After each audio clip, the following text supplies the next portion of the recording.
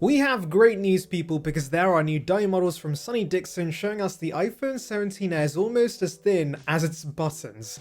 That's crazy. So previously, Unbox Therapy showcased a CAD model of the phone, and we saw how substantially thinner this device was, but in Sonny Dickson's leak we can see the Air being compared to the rest of the range. The Air is rumoured to be 5.5mm in thickness, whereas the 17 Pro should be 8.725mm in thickness.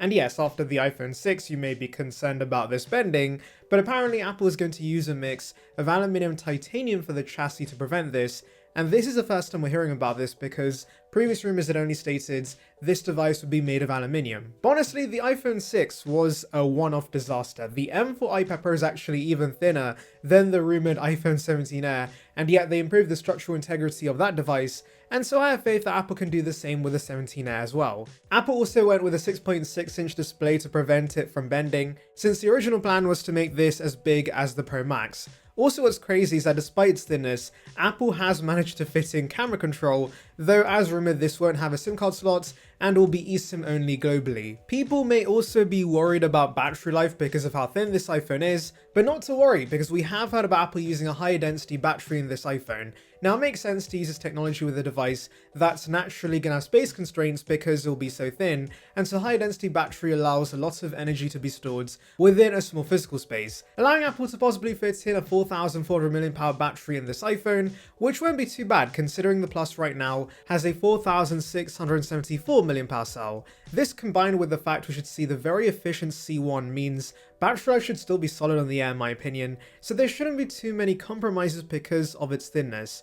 Really the main omission will be the lack of an ultra-wide or telephoto, but that main sensor should still be the same 14MP lens found on the Pro models, and they've gone with one lens to keep as thin as possible and also preserve space for the battery, which I think is a good move. You know what else would be a good move? You clicking that subscribe button. It's free and would bring you the latest of Apple right to subscription box, so please consider it. Join the Sarambat gang now. Anyway, let's talk about groundbreaking changes coming to the Pro models because we have news about a new colour. But it's not just any colour, because the Sierra Blue 13 Pro has been reborn, people. We have news that we could see a new sky blue colour option on iPhone 17 Pro, and this gets me tingling. So previously, John Prosser told us he had seen a silver, black and white iPhone 17 Pro, and I was pretty disappointed by this news because with Apple switching to aluminium with the iPhone 17 Pro, I thought we could see more exciting colours with the Pro models, and silver, black and white are not exciting. However, we now have a leak from Mijumbu telling us the sky blue shade we saw with the MacBook Air M4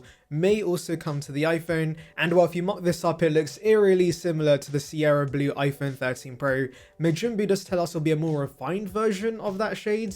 Whatever that means, how exactly can you refine a colour? I have no idea, but he does say it'll be a brighter shades, which I hope is the case because it shouldn't look grey in most lighting conditions. But honestly, as much as I do love Sierra Blue, I do hope we see more saturated finishes as well, similar to the colours we get in the regular models. Mijumbu does tell us Apple's testing other colours and nothing has been finalised, so we shall wait and see what Apple ends up doing. Imagine something as punchy as ultramarine on the Pro models, that would be great. If you're hoping to see faster charging iPhones, we have news.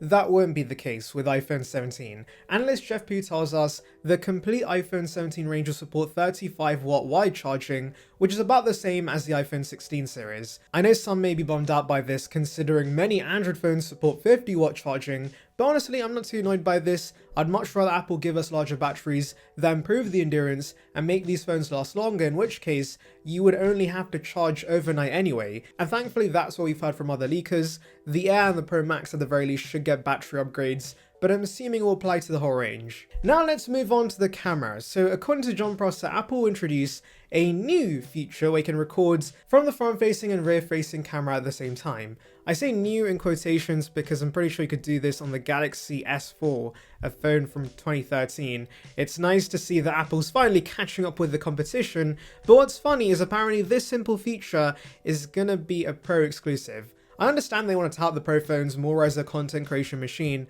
and a feature like this is most useful for creatives, but it's also something the base models should easily be able to do. So I really hope they don't software lock this to the Pro models. By the way, I am aware third-party applications like Snapchat already allow you to do this, but natively offering this would be great too, and as I said, it is about time. Next, let's talk about the telephoto on iPhone 17 Pro. So for those unaware, we have heard a lot about a new 14 megapixel telephoto lens coming to this year's Pro models.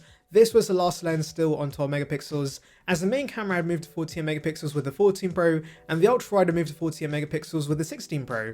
Now with the telephoto switching to 48 megapixels, Apple plans to apparently offer 3.5x optical zoom instead of the 5x currently offered on the 15 and 16 Pro Max. You may think this sounds like a downgrade, but 3.5x optical zoom is equivalent to 85mm, which is better suited for portraits, and that's what most use a telephoto for in the first place. Also do remember, like the main 14 megapixel sensor with its 2x digital crop, having a higher resolution telephoto means digital zoom is going to get a lot better, and so you can still zoom in and get high resolution photos with this new 17 Pro. You also get a max of 25x digital zoom with the 16 Pro Max, so maybe expect this to be 30 or 40x with the 17 Pro Max, whilst offering higher quality photos at those higher zoom levels. Now let's dive into new cases showing us the ginormous camera module on the 17 Pro. These case leaks come courtesy of Sonny Dickson, who's a pretty credible source, and the cases themselves aren't very exciting. They're just regular clay cases that have MagSafe. However, you can see there is a cutout that spans the entire width of the device, but that's going to encompass the familiar triple lens camera on the left,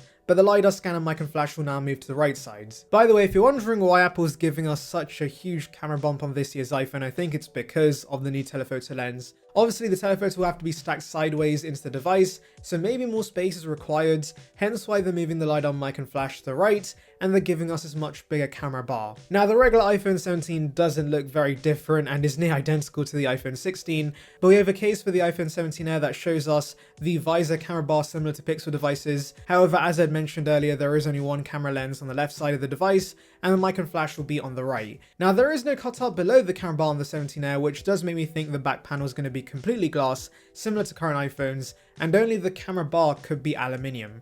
We can also see MagSafe assist, so for those worrying this might be too thin to fit MagSafe, thankfully that's not the case. And as I'd mentioned earlier, this does have space for the action button as well as camera control, so yes, despite it being 5.5mm in thickness, you are still getting flagship hardware features, even though camera control is pretty useless, so I wouldn't have cared if they removed it. Finally, we have news about RAM. So initially, rumors were stating we would only get 12 gigs of RAM on the Pro models, which would make sense because Apple in the past has differentiated the Pro and regular models by giving them different amounts of RAM. However, it now seems that all iPhone 17 models are getting 12 gigs of RAM as standard.